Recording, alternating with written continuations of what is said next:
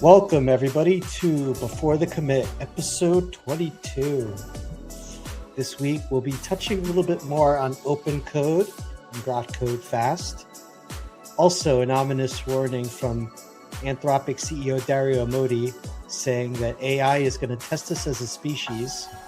Or is it species? I don't know. And in the Killing Chain, we'll talk about an interesting project coming out of the OWASP called the AI bomb generator, similar to the S-bomb generator. With me, as usual, I have my friend Dustin Hillgartner. Hey, Dustin, how's it going? Good. So you're saying about your keyboard? Oh, I had a drop keyboard that I really liked that I got some time ago, and then I spilt some water on it and destroyed it.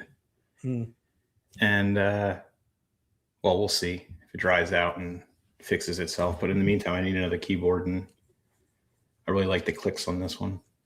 Nice. Sounds good. Yeah, I had mass drop keyboards for a while, and I just used the Apple Magic Keyboard with the Touch ID baked into it. And I just like the flatness of it, and it's like very quiet and, thin and wireless. Yeah. I like to be loud, but then I find myself in a podcast and I'm like, man, I can't type. You need a separate podcast keyboard. Yeah. If I'm on a Zoom call, I'll just be obnoxious. But if I'm on a podcast and I'm like, oh man, I can't type right now. So I might have to get that keyboard because I like to touch the fingerprint. Well, you can just have your Moltbot set up to listen to everything you're saying on the call, and it'll just spin off an agent or skills and start doing stuff. Yeah. Which, by the way, we're gonna have to cover Moltbot at a future. I don't know if you heard Claudebot got a cease and desist because it sounds too much like Claude. Mm-hmm. So they renamed themselves overnight to Moltbot, and but it's a bit of a craze on the internet. A lot of, I haven't, I'm in the middle of setting it up right now. I haven't set it up yet, but yeah. Yeah, me as well. And I think we're going to do a whole segment on it in a week from now on this podcast. Cool. Awesome. Great. Before we get into the tool of the week, you actually pointed me to this article about Lemonade, the insurance company, offering a 50% discount for people who are using FSD mode on Tesla, FSD being full self-driving. I'm not a Tesla driver, but I've ridden with you before and watched you do it, even in we were in San Antonio, and we were in a highly, there's a lot of construction going on, and did just fine, like navigating around very perilous kind of setup over there in San Antonio, outside San Antonio proper. But yeah, so the deal is per mile rate cuts at 50% approximately when FSD is engaged, a low fixed parking fee and per mileage charge. Apparently they have some kind of direct connect into your car so they can actually meter or monitor that you're doing what you're saying.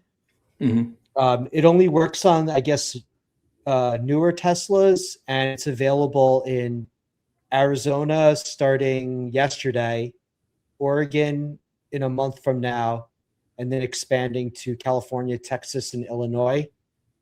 And essentially to what we said, I think it was like episode 18 or 19 about the the PhDs won't like this, but Teslas are better drivers than you. I don't know what happened.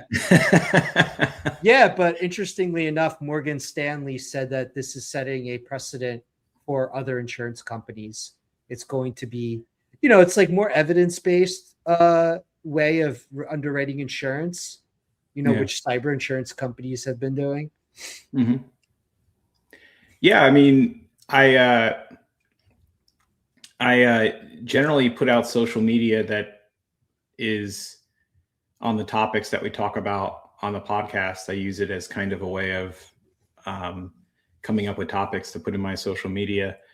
And one of my posts went really viral on, well, I mean, in a small viral way, with hundreds of comments, and on LinkedIn. And it was the one where I was referring to how, I had mentioned Tesla drives better than me. It was a little bit hyperbolic, I guess. And then I had said that, humans are probabilistic, and, folks out there say they don't want to rely on AI because it's probabilistic. And I was like, well, you already do rely on probabilistic neural networks. It's called humans, meat computers, etc. I don't know what it was, but something was a lightning rod. I don't know. It was because I called humans meat computers, or I said Tesla drives better than me. And that's kind of like a lightning rod of a company.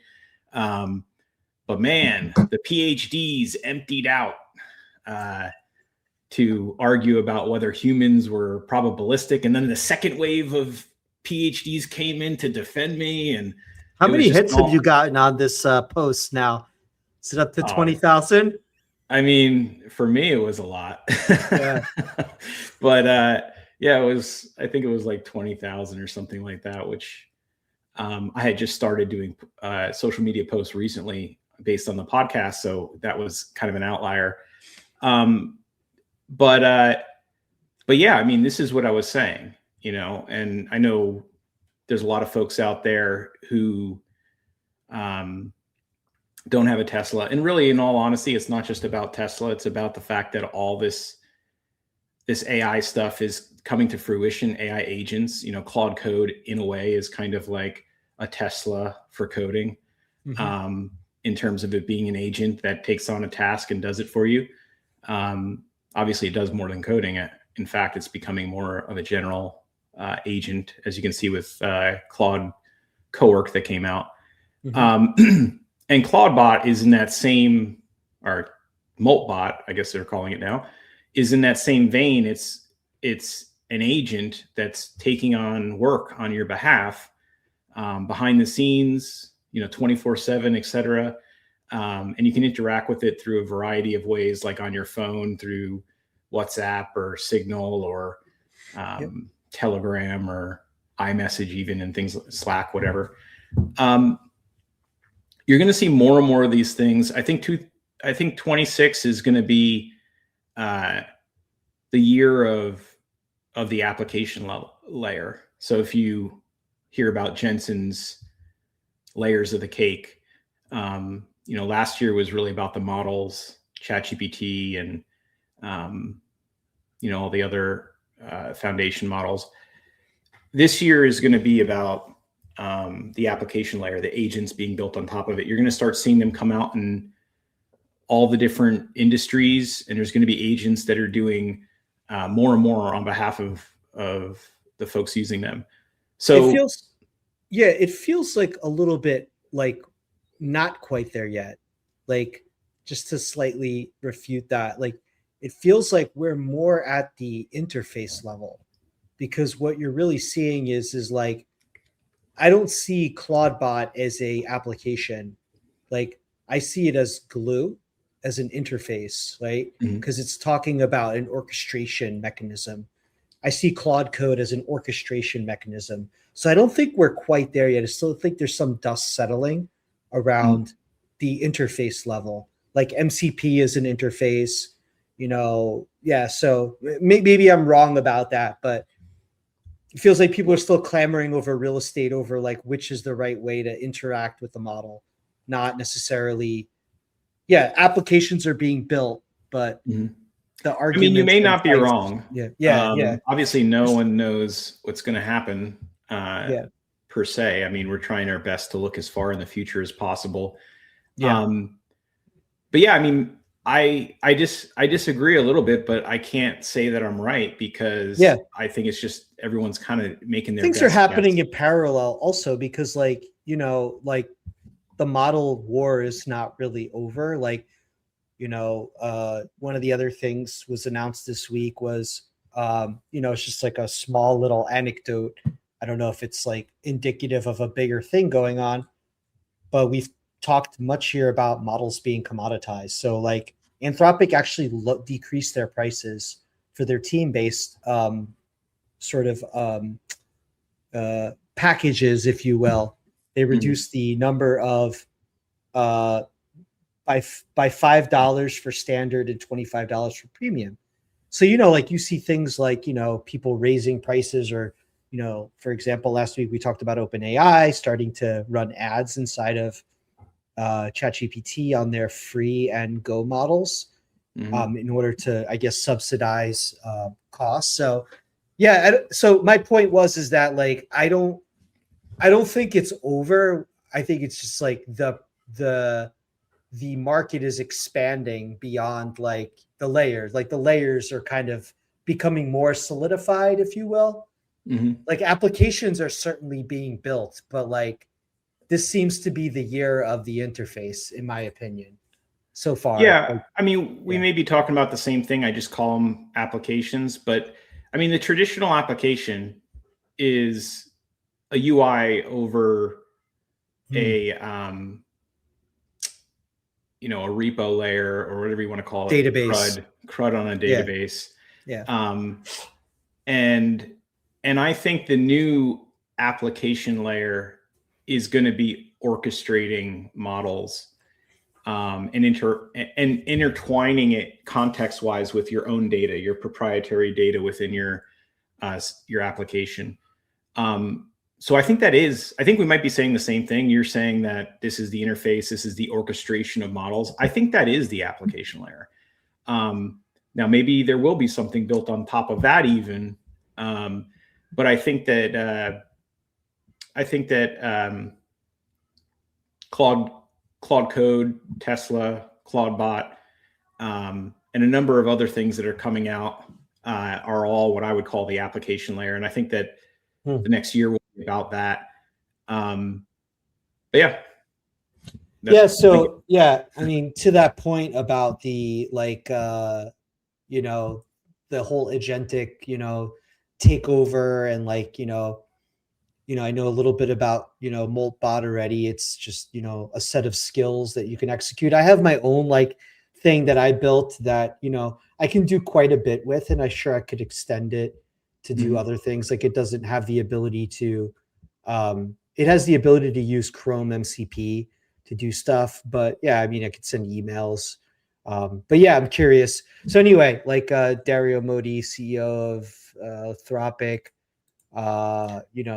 issued go ahead. Yeah, go ahead. A funny thing I heard the other day, just because I know we're going past the topic, and just a real anecdote about the Tesla thing. I was watching videos of everyone in the winter storm that took place in the United States, and they have all these FSD videos of people trying to drive it in the ice, and it actually, like, if you can even get it to slide, it'll actually counter steer and like nice. like stop the slide and everything. So it's pretty interesting. I don't know if I'm ready for that yet, but it was pretty wild watching people do that. Now, the kind of hot take I saw that rang with me, and this is about the OpenAI with the advertising, is I was browsing, I think it was X or something like that, and I saw someone post, and they said, if you were on the verge of AGI, would you be releasing advertising onto your platform? Like, is that the move you would make? So I kind of thought about that, and I was like, yeah, if you were right on the verge of AGI, would you even be thinking about putting advertising in at this point? Like, you're about to have something superhuman, and your monetization strategy is advertising. No one's close to AGI. I think there's like a misnomer that like LLMs are intelligent. Like LLMs are good at a few specific things. They're enhanced through web search and tool calling, which make them better, but they themselves are not AGI. Like we're some ways away from that capability, unless somebody has a time machine and went into the future and brought the technology back.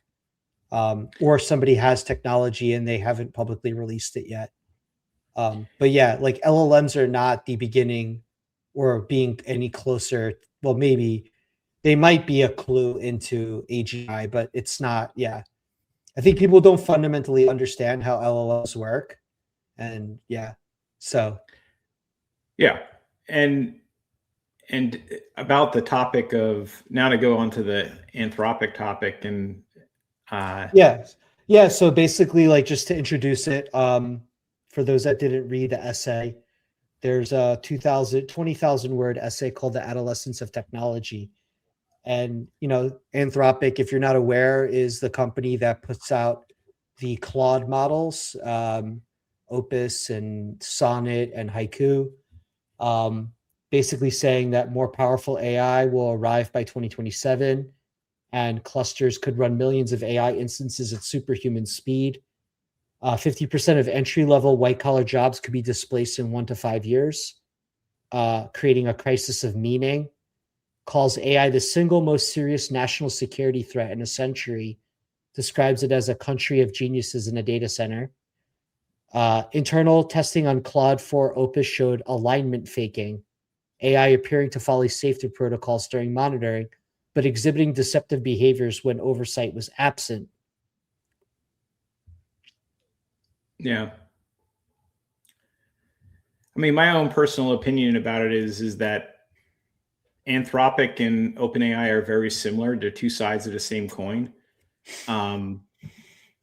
They're the players in the market that don't have like an unlimited bag of cash behind them, and they need to drum up headlines in order to do rounds of funding.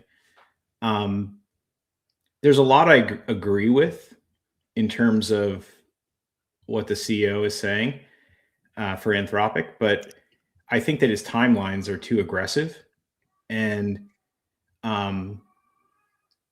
also I think that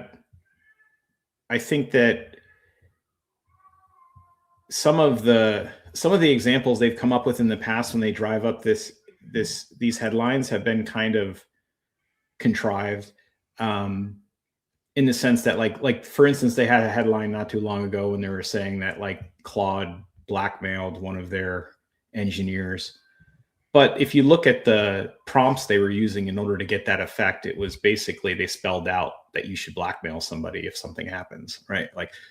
Like if you were to think this way, you should blackmail, and then it did it. So to me, I don't think that's as much of a headline as it might seem to most people if you actually looked at the thing behind it. And I think the idea behind it was to get a headline. It wasn't really to make some sort of like scientific addition to all of our knowledge. With that being said, I think they have to do that. They have to, get the next round of funding. They have to survive. And not that they're not doing well. I think they're doing probably one of the best at this point in coding for sure. So yeah, I mean, that's my take on it. I agree with him about it displacing junior engineers, but an interview I saw, actually, I think it was the CTO of Netflix, Elizabeth Stone. She appeared on a podcast, and they were asking her about why when Netflix started, they only had like very, very senior engineers. They didn't even have any junior engineers when they first started. And they didn't hire junior engineers at all. And then recently, they've started hiring a lot of junior engineers. And so they were asked about that, why they're doing that.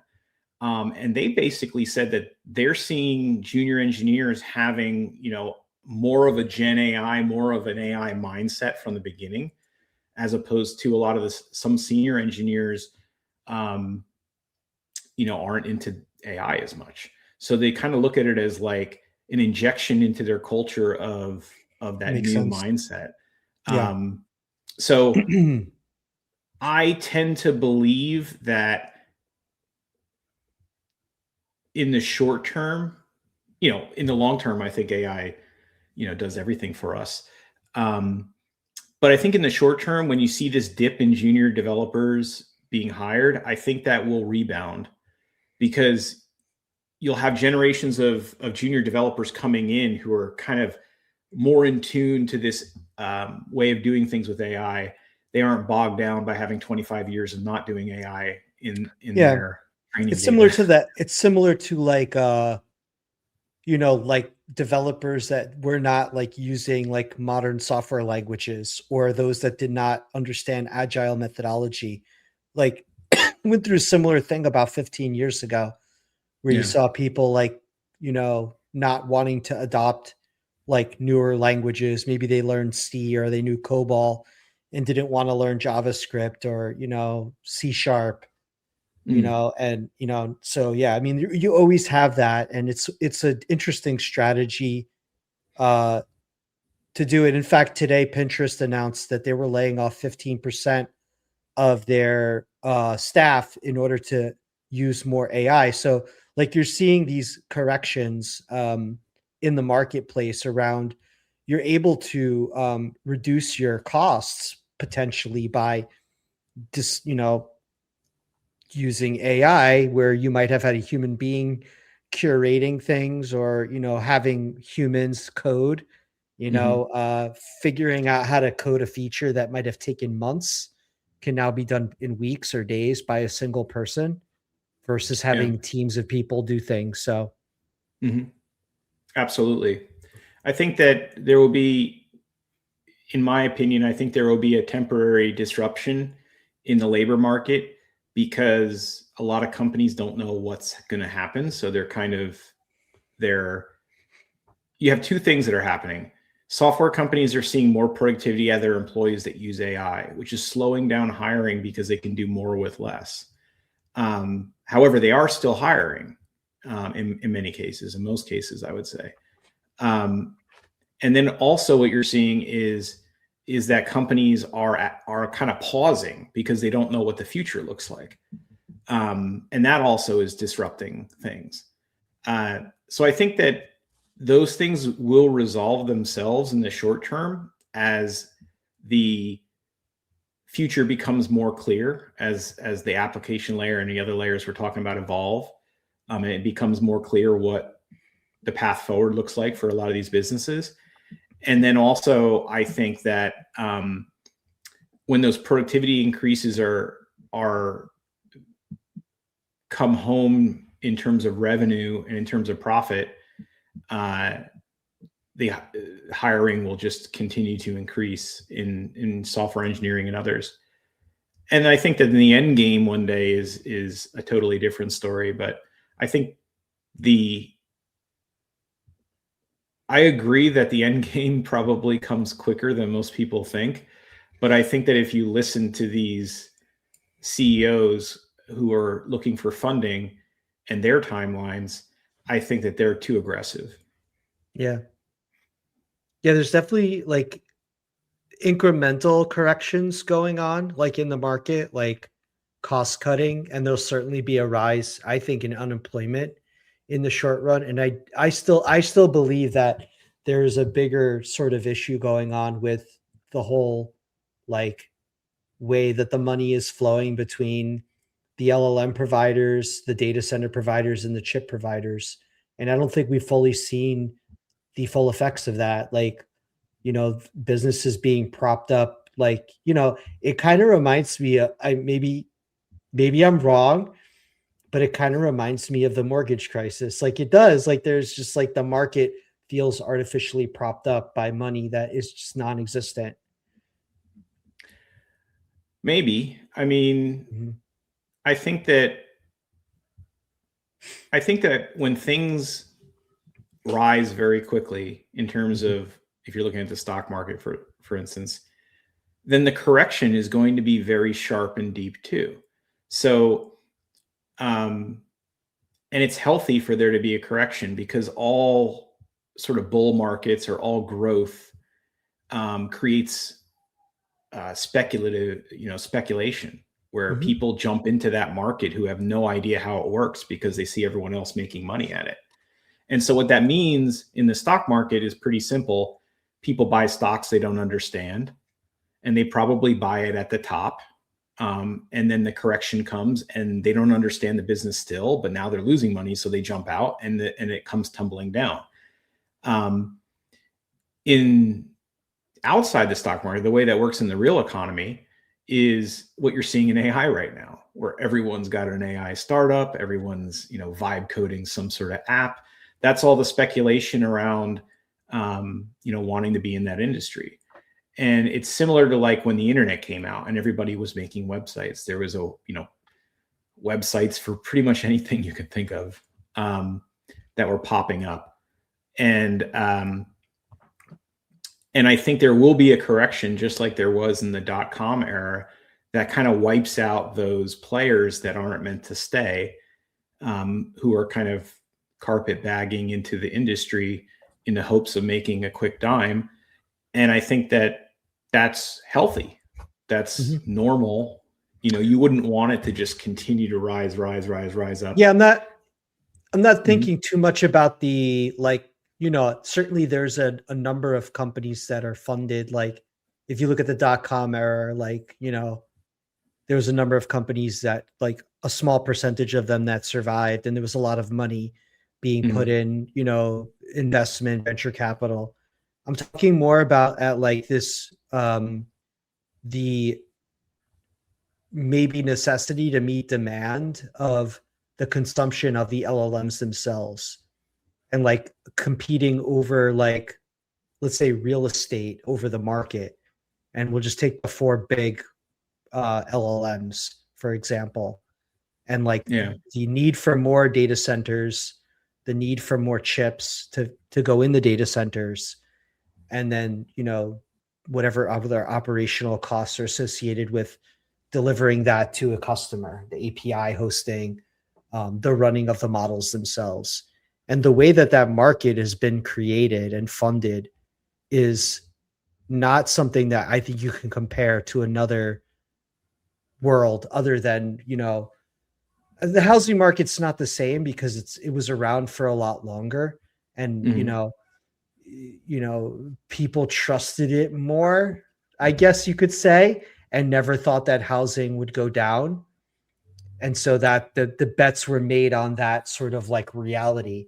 This is something I don't think that anybody can predict. So yeah, I mean, I could be totally wrong about it, but it feels like they're like LLMs are awesome. Yeah. But they're not that awesome. And a lot of the money that's in the market is around that. I see the analogy being more the .com era as opposed to the mortgage era. My personal opinion about the mortgages is that it was a government created crisis because they were pushing banks to do subprime mortgages, and then the banks had to figure out how to package them in a way that they could securitize them, and that led to the advent of mortgage-backed securities, and then that was something that was too complicated for them to really do a risk assessment on, and it just unraveled. So I look at that as more of a political thing. Yeah. Don't you think the government is pushing the LLM companies in a way also? I mean, possibly. For national security reasons, perhaps. Yeah, but there's a lot of DoD contracts. Like, now listen, if all the money it was coming from DoD contracts and the government was sort of, it's not all coming from there, but the government's given what, $500 billion for Stargate. There's a national security crisis regarding China, their competition to be ahead of them. Like, aren't we? I see what you're saying. I see what you're saying, but the difference is that the subprime mortgages would have never happened if it wasn't for the government essentially forcing the banks to do it by saying that they wouldn't allow them to merge, which is basically the death of a bank. So it was literally like the government created that problem, in my opinion. Whereas AI, I just look at the government as a player who's trying not to fall behind and trying to leverage this new technology. And if the government didn't exist and didn't have any government, if the government tomorrow said, we're not doing AI, wouldn't even be a blip on the radar of the AI market right now. It would still grow. There'd still be hundreds of billions of dollars pumped into data centers. It's completely irrelevant to the growth of AI, whether the U.S. government takes part in it or not. So I look at them as just trying to get on the bandwagon because it's an important technology for defense and for everything. So I look at it different in that way. But I still agree with you that it's almost certainly got bubblish added concepts to it. There's probably going to be some sort of sort of come to Jesus moment on it. I personally believe that that out of the 4 or 5, whatever you want to say, players in this market that are huge, some of them aren't going to be here in a couple of years. For sure. I think that when some of them aren't here anymore, that will precipitate the first correction that will be probably pretty deep. But I can tell you that this is not a fad. Like no, for sure. Not from that perspective. No. Yeah. I'm not suggesting that. I mean, if anything, like, there might be 1 or 2 or 1, or it might be sold by the government, or, it might be like your cell phone company, like there's 3 or 4 major cell phone providers. Like nobody else really breaks into that market. Occasionally you have like, your Crickets or your Boost Mobiles, but those are all just small. Like I think Boost Mobile is technically Sprint or whatever it is now. So yeah, you could even argue that they're in like a different market to some extent. Yeah. Like they're not really competing with the big players. They're going after a completely different use case, a completely different user base. So yeah, but I think there's going to be less. I think usually the market consolidates into 2 or 3 players when it matures. Now maybe they buy each other up. I'm not saying there's failure. I think that it's just going to consolidate in some way.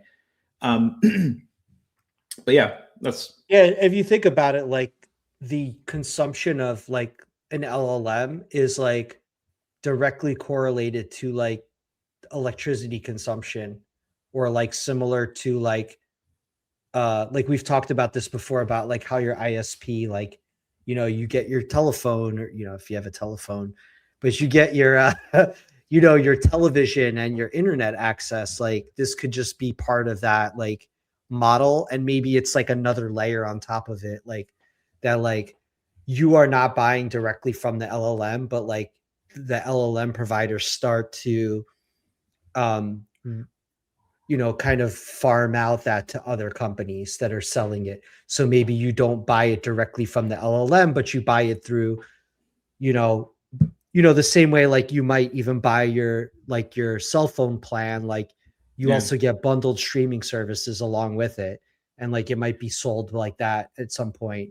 That may be another good analog for this is the TCOM market, because there's a lot of investment in infrastructure, and then it ended up that some of that infrastructure wasn't necessary. And then it also saddled the industry with a lot of debt that they had to pay off over the course of, the next decade, which is why, in many cases, our networks aren't as great as some of the folks who skipped the first or 2 generations and only built their network after, 5G was out or something like that. So the TCOM bubble might be another analog, a similar circumstance. And by the way, you'll probably see this in every major innovation. You see some sort of like .com or TCOM bust. There's always one of those that happens. And it's because of the speculative nature of everyone jumping on the bandwagon. And then when the speculators get like slaughtered, then the market kind of like, it becomes more sane because people realize, okay, I've actually got to have something real to do this. So yeah, I think it's going to be interesting to see what happens. And I have my own personal opinions that I may or may not be right about. But yeah, I think that it also made it also interesting to see all the different strategies they have, like XAI and Elon's different companies. I think they're planning data centers in space. That could be an interesting concept, because when you're building data centers on Earth, you're going to run into people who are going to be upset about the electricity prices. Then you have companies that are actually building power plants on their data centers, which is an interesting strategy. So they're going to be able to sell things back in the grid. They might actually get positive public opinion from that. Yeah, there's also like the prices. There's also like ethical and moral like concerns around like as a result of the output of the data centers, like depending upon like on Earth, like what planetary resources you're using. Like every time you go into an LLM and your Claude code command, like there's a carbon effect to what we're doing, like on a scale that has never been seen before.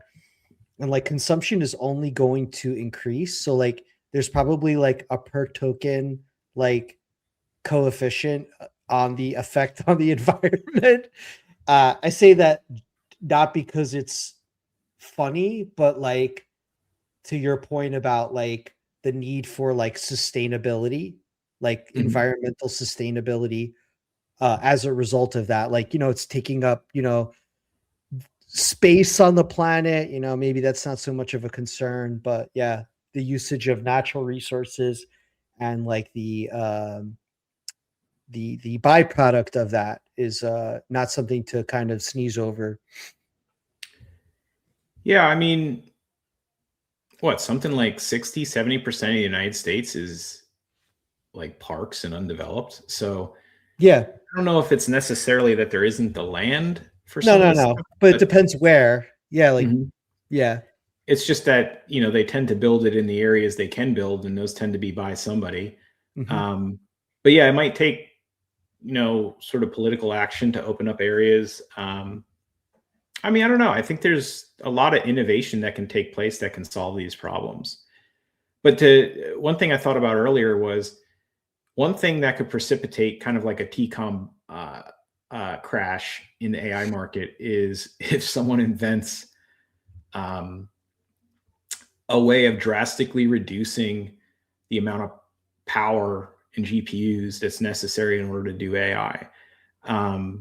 In which case people would be like, oh, wow, we bought too many CPUs and too much of a data center. Now, given the scaling laws and everything that folks say, may or may not hold true in AI, maybe that would just get gobbled up by the fact that they would just double the effectiveness or quality of the AI overnight. And they would say, we still need more GPUs and I mean, if you think about it, like, what is it, like 30 years ago, we were on, or 20 years ago, like the only way to access the internet was over dial-up. Nobody could conceive like where we would be now, like that you have a phone in your pocket that could access the internet, like a visual internet, not like a Netscape Navigator. You know what I'm saying? Like, so like absolutely, like that Moore's law is like broken and like in a good way. And so yeah, I don't doubt that there'll be breakthroughs in science and technology that will allow perhaps of a different type of chip. I mean, you see TPUs, Google's TPUs, tensor processing units. There was a report in the news this week.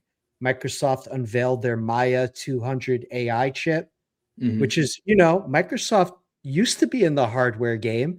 I mean, they do have Xbox, but like for the most part, Microsoft, the Zune, I guess you could say, they used to make like keyboards and mice, but for the most part, Microsoft doesn't really, they have the Surface, but that's just their brand. It's not their hardware per se. So they're getting into the game, they're competing directly with Amazon's Trainium chip, Google's TPU, NVIDIA. It went live this week in Iowa, Arizona next, and it's being used to run OpenAI's GPT 5.2 and Microsoft 365 Copilot, which is essentially that, but also I think that Copilot also allows for running Anthropic models as of late. So yeah. Microsoft's kind of like the 800-pound gorilla that got locked out of the and apparently gorilla party. They're it trying to get in. It runs at a lower wattage, so there's efficiencies like NVIDIA's chips run at 1200 watts and Microsoft runs at 750. So apparently it's more performant and it runs at less power. Mm-hmm. So yeah, there's definitely like an arms race for sure with the AI chips. No one, certainly NVIDIA has like a big, but I mean, look at what Intel had, like, 10 years ago, Intel ruled the market, and now like, Apple's got their own chips, and AMD is sort of taking over Intel, and most people are using ARM chips anyway now, and I'm sure there'll be something different not too long from now. Yeah. I mean, the CPU inside of my iPhone 17 or whatever I have, like, think about what that does compared to like what your 286 did that ran, Leisure Suit Larry or King's Quest, 20 years ago. Wing Commander. Yeah, Tetris, whatever games, the Pharaoh's Tomb and Commander Keen, and I'd have to put in like 84 floppy disks to install like Indiana Jones. Those were the days, man. Oh yeah, I miss those days. Yeah, my dad and I used to go to these conferences, like computer shows, where you would have like, you could get stuff, but they always had these like vendors that would have shareware, right? Where you could like, man, you discover all these like great games. That was the first free trial. Yes, yeah. But I mean, some of the shareware stuff was great. I mean, you could play, Wolfenstein and Doom, a couple levels for free. And then the internet came out with dial-up, and you'd be dialing to your friend's computer to play Duke Nukem, and his mom would pick up the phone. Hello? And you'd hear it through your modem. Yes. You'd hear a hello. It's too late. Too late. How far we've come, right? Yeah, I mean, people will be laughing about this podcast, like, 6 months from now. A lot of grandpas. Yeah. Things are just moving so fast. Like, even like the other day, like I opened X, and like I saw all this stuff about Claudebot, now Moltbot. And it was just like, it's so exciting. Like every moment there's another thing that's coming out, and it's like, it's just an exciting time to be in our industry because there's so much disruption happening every single day. Like just all these killer tools coming out. I don't like the name Moltbot. Yeah, me neither. Yeah, me neither. It's a terrible name. Isn't their logo like a lobster or something? Yes. Why not Lobsterbot or something? Like, even that's better than Moltbot. I would have, I'm not a big fan of Molt. It's hard to say, Moltbot. Yeah, it's a terrible name. But yeah, it's really getting a lot of press recently, so it's definitely. Yeah, apparently the name of the lobster is Multi, and Multi. He built the bot. He built himself. Yeah. There's some lore. Yeah. Yeah, this guy Peter Steinberger is the creator of it. And he just did it for fun, and now I think he's a little bit overwhelmed. He wasn't expecting it to be under such criticism for security reasons. Wow. Anyway, we'll cover it next week. Yeah. But yeah, why don't we touch on we got a couple more things to hit before we close out. We have a little follow-up, I think, to OpenCode and Grok Code Fast. Yeah, so I started evaluating OpenCode, 2 weeks ago? And that got me back into Grok Code Fast because I hadn't messed around with Grok Code Fast since, Cursor and messing around with that. And I've kind of just abandoned Cursor at this point, which I should probably reevaluate Cursor just to be fair at some point. But yeah, so I had some time to really put OpenCode and Grok Code Fast and even used Anthropic models in OpenCode just to see the difference. And I can say that I'm super duper impressed by OpenCode. First off, their UI is, in my opinion, superior to Claude Code. Although Claude Code is starting to fix some of the bugs, like the flicker they finally got rid of. Finally they got rid of the flicker.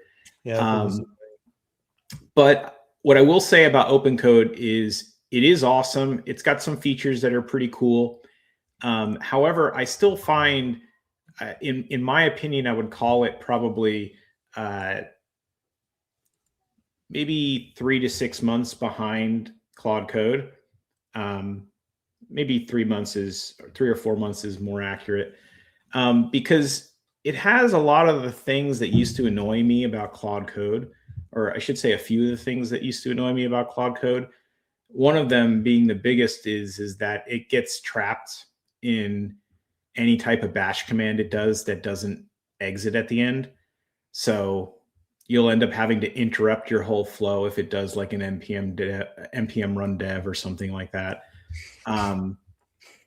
which I'm certain is probably pretty easy for them to fix and will be fixed at some point. So I would call it like probably some months behind Claude Code. So I still use Claude Code. I haven't switched over to OpenCode, but I like the prospects of switching to OpenCode at some point when I feel like they've either passed Claude Code or at least matched Claude Code. Claude Code has a lot of really great features that have come out recently that have also just continued to set the pace. Like, it's not all that common that a leader is able to continue just setting the pace. They have skills. They have skills have really started to take off. Sub agents is pretty cool. Commands are pretty cool. They just added tasks, which is in replacement of their to-dos, and it's based on a concept called beans, I believe it's called. I have to say that the tasks are really great. It kind of reminds me a little bit of like Ralph Wiggum, but not entirely. I mean, the theory behind Ralph Wiggum we've talked about in a previous episode is different, but these tasks, they run for much longer, right? Mm-hmm. Like it'll get through like 20 some odd tasks. So there's something going on there where they've probably started to think about how to get longer running tasks done. So I see Claude Code, even without Wiggum loops, running much longer than they did before. So that's awesome. And the tasks are pretty cool. Yeah. The planning mode has gotten better, etc. So I think that Claude Code continues to set the pace, but OpenCode has got, a fire under their belly. And considering, I don't think that they've been. There's no real moat there, just that they're ahead. I would imagine an open source project will probably pass Claude Code at some point, just because their engineers are limited and, probably also are focused on many different directions as opposed to just their coding agent. And then as far as Grok Code Fast goes, oh my God, is it fast? But I would put it one generation behind Sonnet 4.5.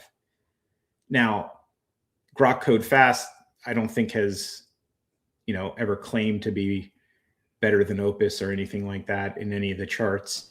I think even Elon Musk in an X post recently acknowledged the fact that Grok Code is behind Anthropic and praised Anthropic for how well they're doing in coding. Anthropic banned XAI from using Claude. Which is a good idea. Which is a good idea, but also probably a double-edged sword because it's going to make Grok get really good at coding soon.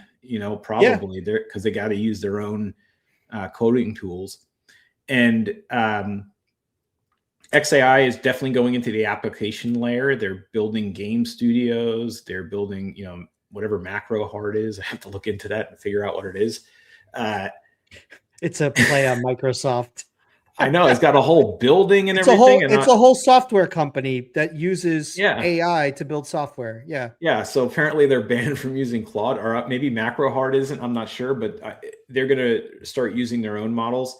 So I look forward to seeing Grok Code Fast get as fast as So it's Opus, like or as good as Opus. they have like do they have like a spreadsheet like thing that called Exceed? And like I'm trying to think of the opposite of PowerPoint. Weak, dull.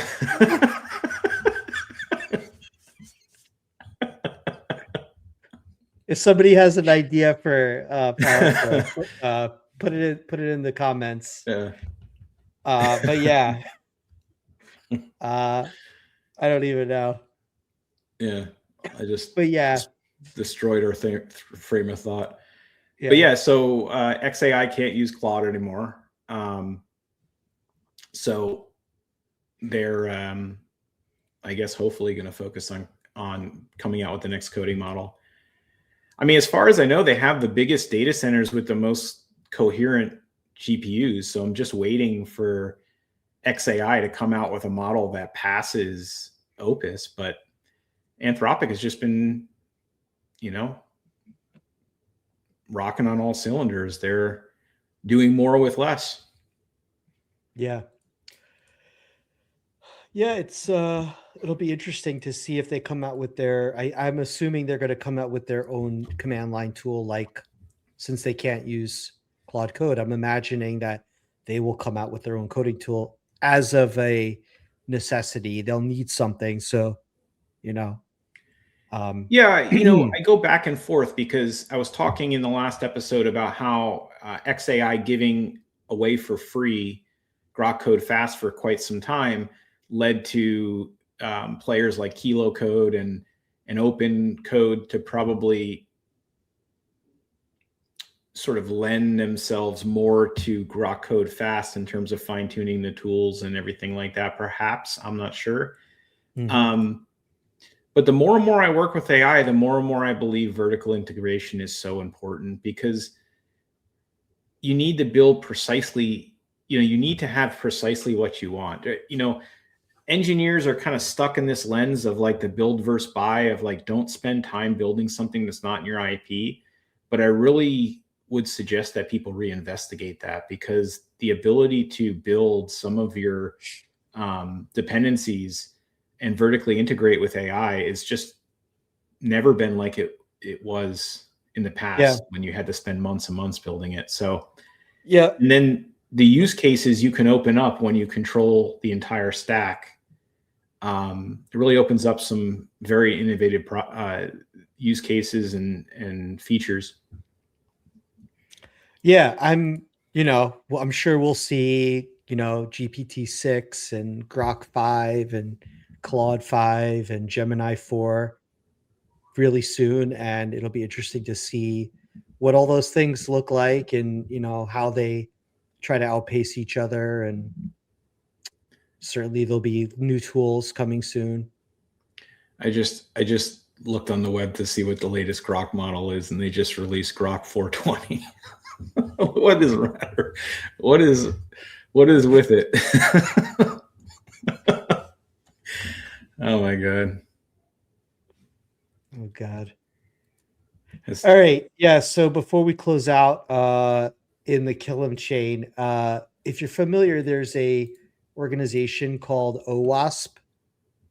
They're like an open source, security focused organization, nonprofit organization. They have a famous thing called the OWASP Top 10, which is basically a list of the highly vulnerable web vulnerabilities that are out there. They've been doing that for a long time. There's now one for LLMs. A lot of the stuff that we've talked about in the past kind of came from there. Anyway, they have this tool that they released called an OWASP A-bomb generator, and essentially extracts metadata from Hugging Face models. It's part of the Gen AI security project. It basically tracks how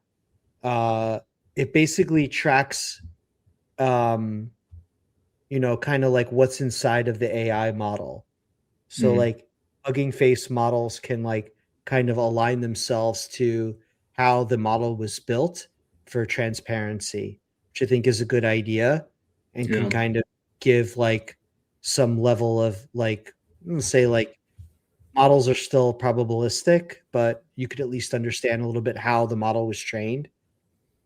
Um, so yeah, Yeah. I wish I understood a little bit more about what that is. I'll have to dig into it. Um, do you happen to know what kind of metadata they can extract? yeah. So uh, there is a generator on Hugging Face website, an open source tool for models hosted on Hugging Face. It automatically extracts formats key information about AI models into standard machine readable software bill of materials using Mm. the Cyclone DX JSON format. Because metadata quality varies across models and much of the information is unstructured, the tool analyzes what is available and organized in a consistent structure. Yeah. Provides an AI bomb completeness score that evaluates how well the model is documented. This helps users quickly understand documentation gaps and supports transparency, security, and compliance. It's interesting. So it's kind of like an SBOM, but for AI models. Yep, Um, exactly. Now, it could expand in the future to require a certain level of documentation so you can use it as a scoring mechanism to say, hey, there's a lack of documentation or transparency around this model. So you need to improve it or we won't use it. So AI bombs become then critical for maintaining trust, accountability, and control how over AI technologies are developed, integrated, and deployed. mm, And I'll that's put a pretty link to cool. the Hugging Face. If you think about it in many ways, like that's what's missing from AI is that it's very black box, you know. Um, you really do need the equivalent of an SBOM to kind of help you understand like what's inside of it. We've talked before about whether open weights is the same as open sourcing a model. And you know, it's tough because you really need to see all of the layers of training. You need to see the data. You need to see what kind of mid-level training techniques they've done. You need to see the reinforcement learning they've done.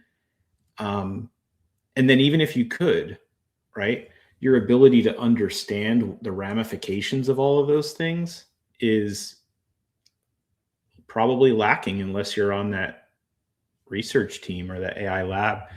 Um, so yeah, it's a great space to be in. Probably is the digging into models in for the purposes of helping understand what's in them and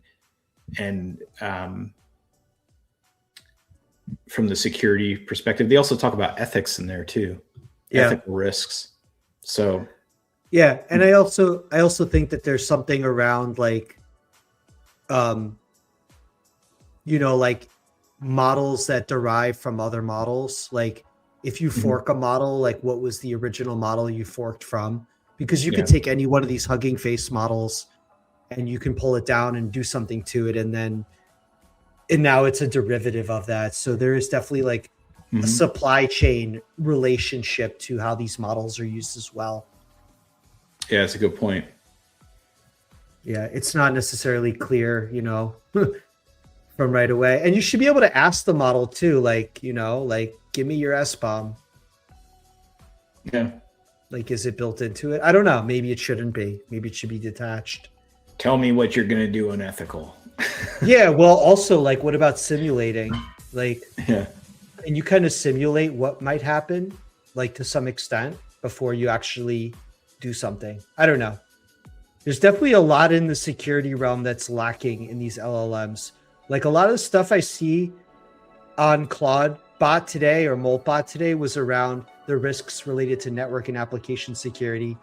But nobody was fundamentally talking about like the fact that this thing has full control over your machine and can hallucinate and like it's probabilistic. Like there's no real focus on that like in the industry around models. Like it's just around like, oh, you know, it's a command and control, you know, like that kind of stuff, you know, API keys and blah, blah, blah.